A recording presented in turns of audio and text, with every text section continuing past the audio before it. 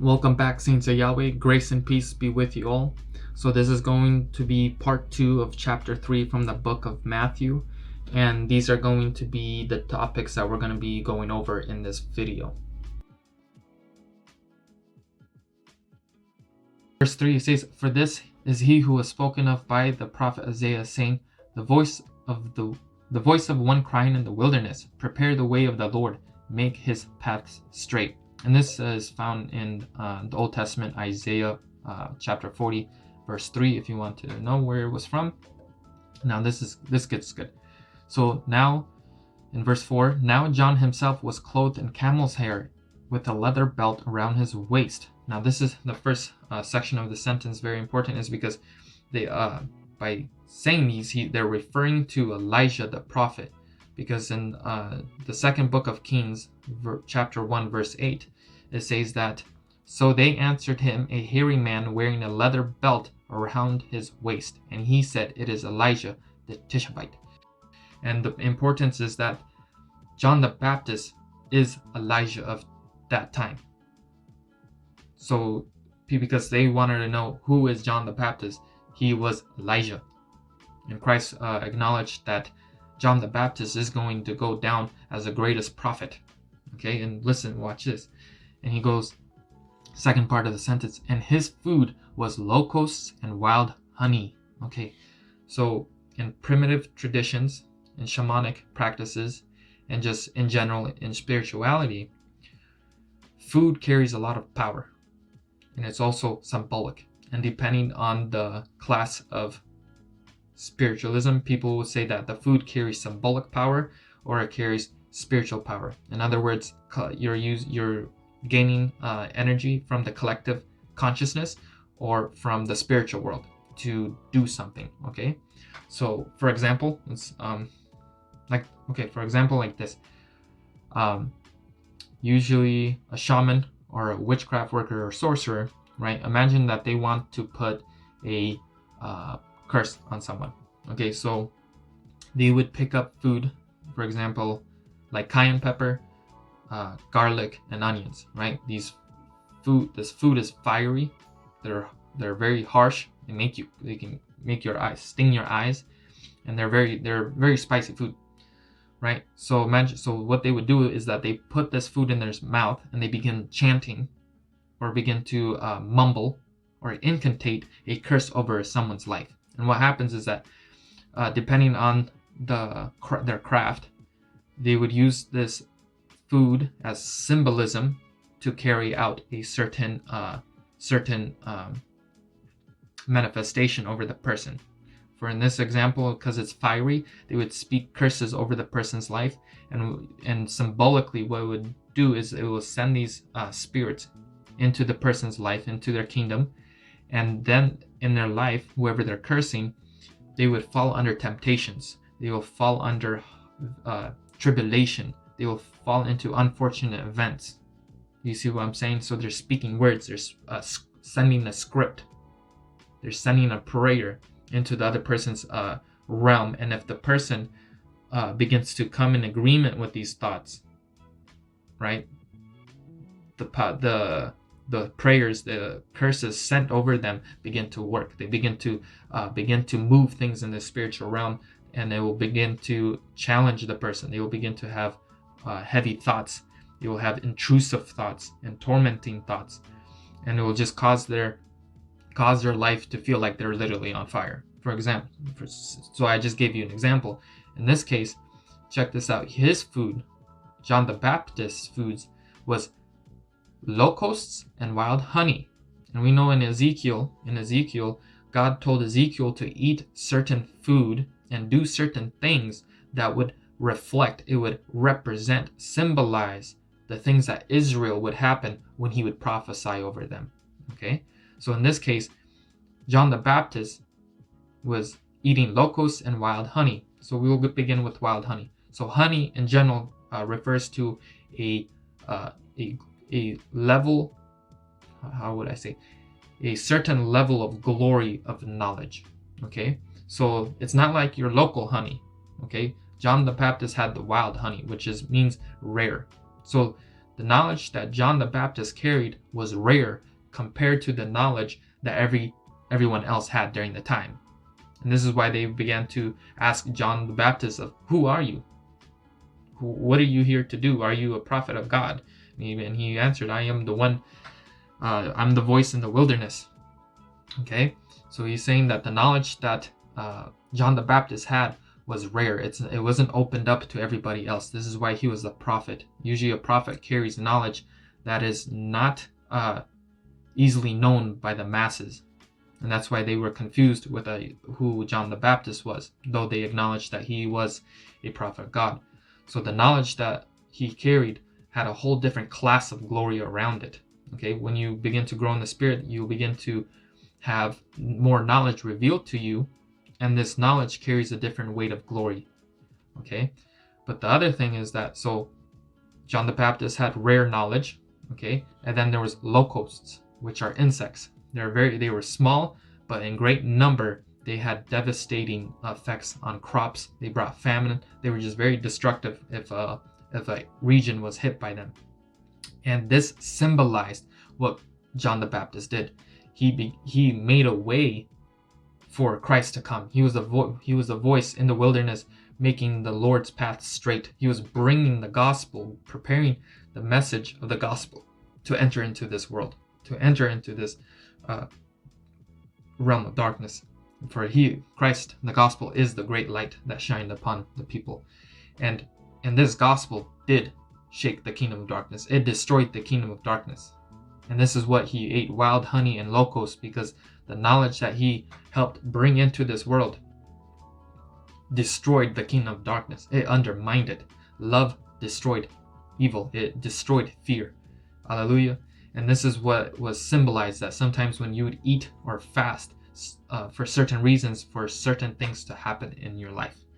I hope that, guys, brought a lot of thoughts together for you guys, and that you can build off of like these principles that you kind of and patterns that you kind of see in the spiritual realm. But we will begin to explain a lot more things of how energy or spiritual energy is able to be used to manifest certain things in our daily life. And this is why it's very important to receive the Holy Spirit. Very important.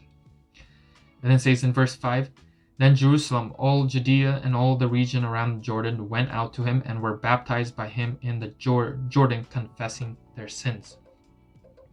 But when he saw many of the Pharisees and Sadducees come to his baptism, he said to them, Brood of vipers, who warned you to flee from the wrath to come? Therefore bear fruits worthy of repentance, and do not think to say to yourselves, We have Abraham as our father. He said this is because the religious people of the day, the Pharisees and the Sadducees, believed that if you were a child of Abraham, right, you are a child of God. And in this case, he made it clear that it is not your bloodline that will save you, but it is your soul. It is repentance. It is, are you coming in agreement with love? Are you coming in agreement with the kingdom of God? Are you coming in agreement with the message of the gospel?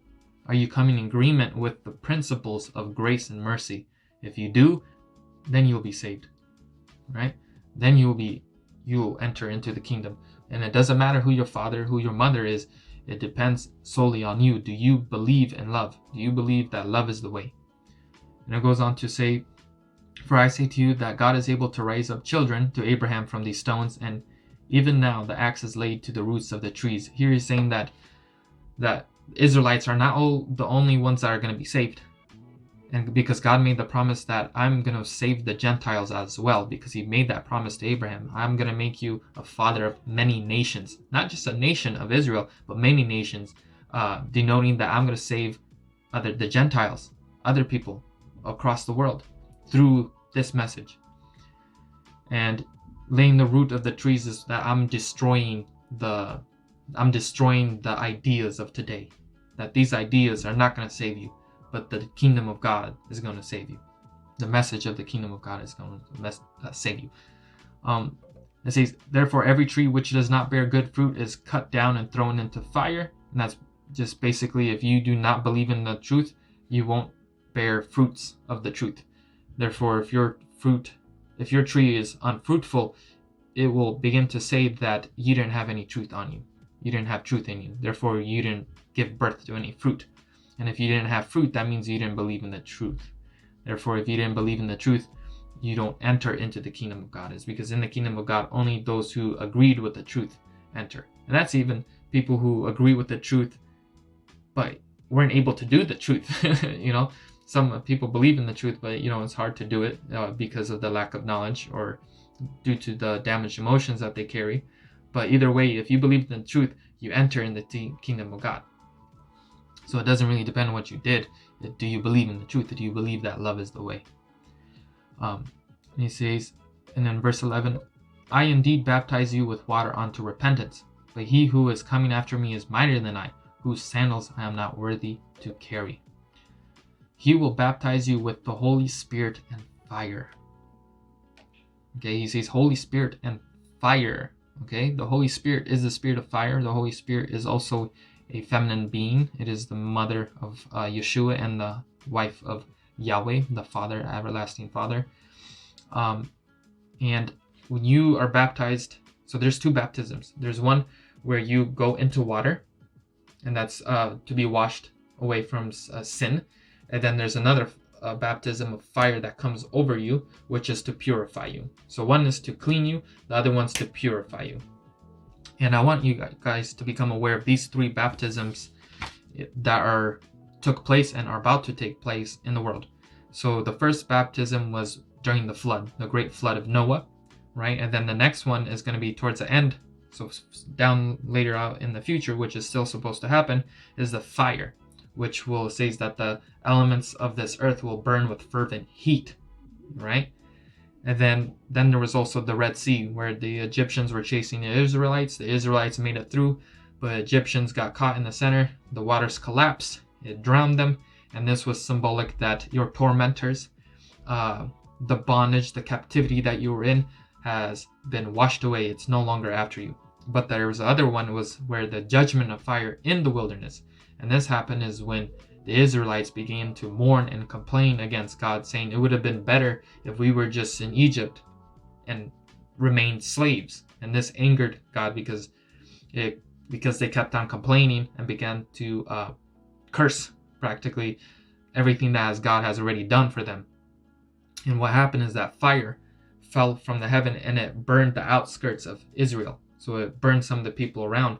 In other terms, what it is communicating to us spiritually is that when we are in the wilderness, when we are developing our person in the wilderness, when we are being in the secluded from everyone else, when we are really with ourselves, we need to find out every personality in us that complains and mourns. You need to find those people out in you, in the mind, those thoughts that cause you to complain for no reason, to play victim. You need to find those people and destroy them. that these things are not in your mind anymore.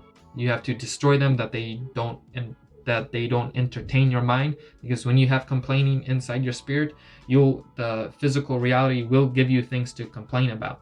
But when you remove complaining in you, your physical reality stops giving you reasons to complain about. So your lips have a lot of power. You will eat the fruits of your lip.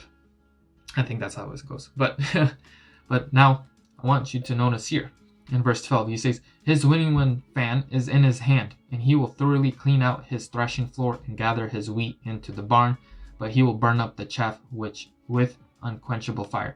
I want you guys to notice that within this little three last verses, it says there was water, earth, air, fire, spirit. These are the four elements that make up the earth, which are held all together by spirit. And if you notice that, and it's all talking about consciousness.